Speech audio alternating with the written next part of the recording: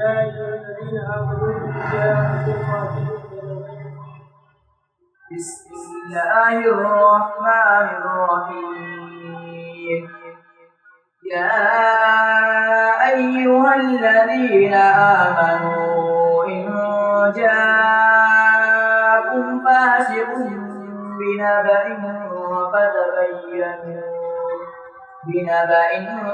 فتبينوا أن تصيبوا قوما بجهالة فتصبحوا على ما فعلتم نادمين. حدیث نمبر 35 سور المومن شفا مومن کا جھوٹا شفا ہے.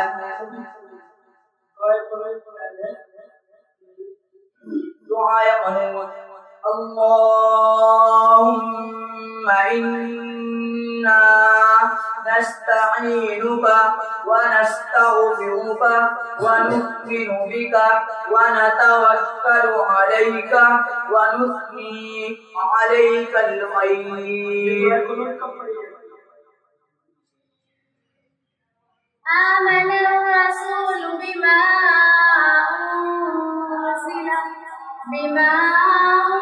أنزل إليه من ربه والمؤمنون كل آمن بالله وملائكته وكتبه ورسله لا نفرق بين أحد من رسله. سورة النبأ مكية. بسم الله الرحمن الرحيم. عما الرحمن الرحيم والليل إذا يغشى والنهار إذا تجلى وما خلق الذكر والأنثى إن سعيكم لشتى فأما من أعطى واتقى وصدق بالحسنى فسنيسره لليسرى ويحسب الذين يعملون عن تلك بغير سنة नंबर 1 मतलब पूरी करना. नंबर 2 माफी मंफी दरखानी को हटाना. नंबर 3 तमाम बदन का पानी बहाना.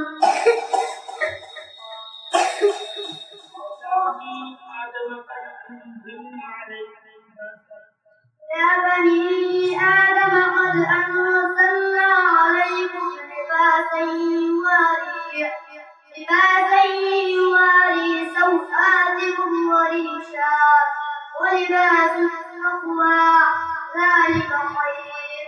ذلك من آيات الله لعلهم يذكرون. من الشيطان الرجيم. سورة البلد مكية. بسم الله الرحمن الرحيم.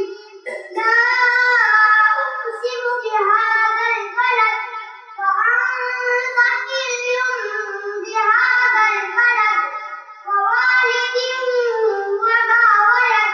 لقد خلقنا الإنسان في كبد. كلمات استغفار. أستغفر الله ربي من كل ذنب أذنبته عمدا أو خطأ سرا أو علانية وأتوب إليه من الذنب الذي أعلم ومن الذنب الذي لا أعلم إنك بئس ما اشتروا به أنفسهم أن يكفروا بما أنزل الله بغيا أن ينزل الله من فضله على من يشاء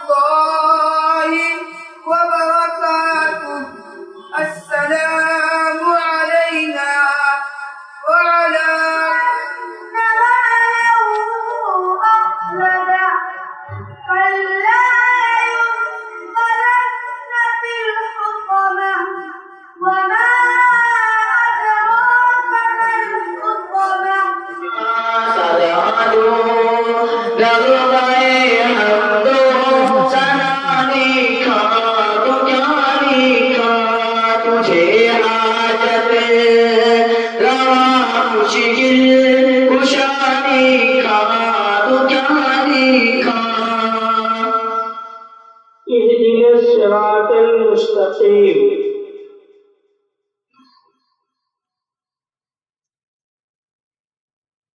میں تقریر، خطابت اور وعظ کہنے والا آدمی نہیں ہوں، میں وعظ اور نصیحت کا خود محتاج ہوں۔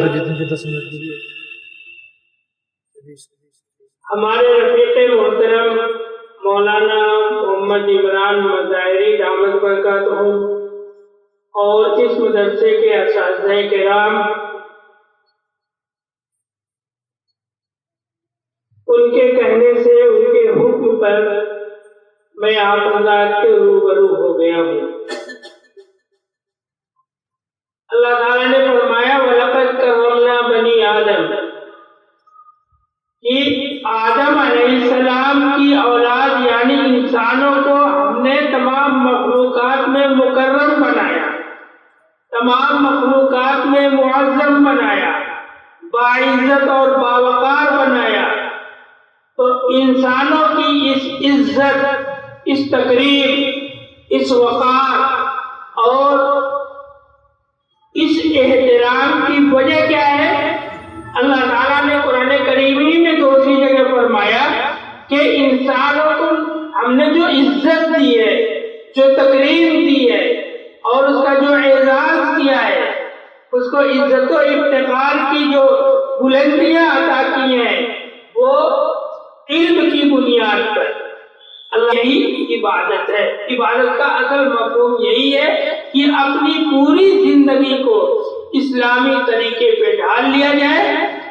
یہ پوری دنیا میں جو مدارس چل رہے ہیں، جو مکاتب چل رہے ہیں، جہاں چھوٹے چھوٹے بچے پڑھتے ہیں، ان مدارس کا، ان مکاتب کا اور ان چھوٹے چھوٹے مدرسوں کا مقصد صرف قرآن کریم پڑھا دینا نہیں ہے، نورانی قاعدے کا اجرا کرا دینا نہیں ہے، بلکہ ان مدارس کا مقصد اور ان کو قائم کرنے کی اصل وجہ یہ ہے کہ انسان کے اندر اللہ کے احکامات کی پیروی کرنے کا ڈھنگ آ جائے۔ اللہ تعالیٰ انسانوں سے کیا چاہتا ہے، اللہ تعالیٰ کی مرضی کو کیسے اپنی زندگی میں اتارا جائے، ان مدارس میں، ان مکتبوں میں، ان چھوٹے چھوٹے مدرسوں میں یہی سکھایا جاتا ہے۔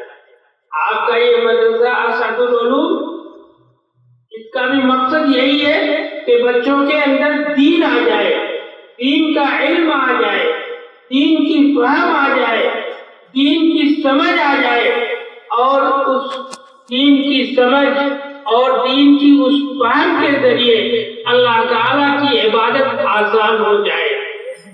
میں کوئی لمبی چوڑی تقریر کرنے والا آدمی نہیں ہوں، میں صرف یہ دعا کرتا ہوں کہ اللہ تعالیٰ اس مدرسے کو قیامت تک قائم رکھیں اور اس میں پڑھنے والے بچوں کو دین کی صحیح سمجھ عطا فرمائے۔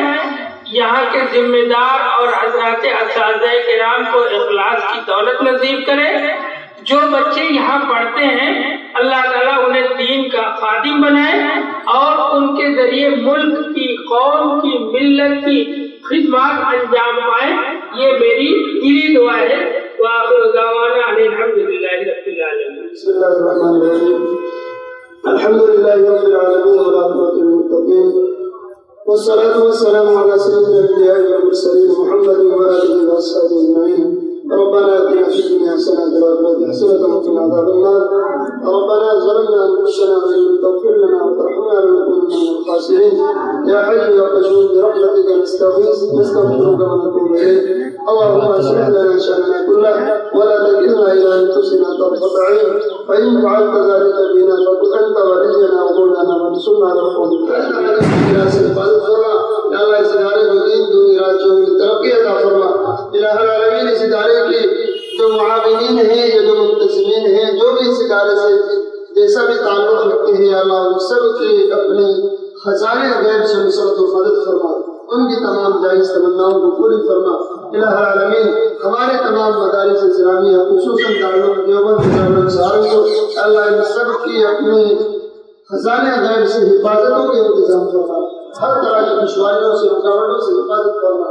يا الله ربنا تقبل منا انك انت السميع العليم وتب علينا انك انت التواب الرحيم وصلى الله تعالى على حبيبنا محمد وعلى اله وصحبه اجمعين برحمتك يا ارحم الراحمين.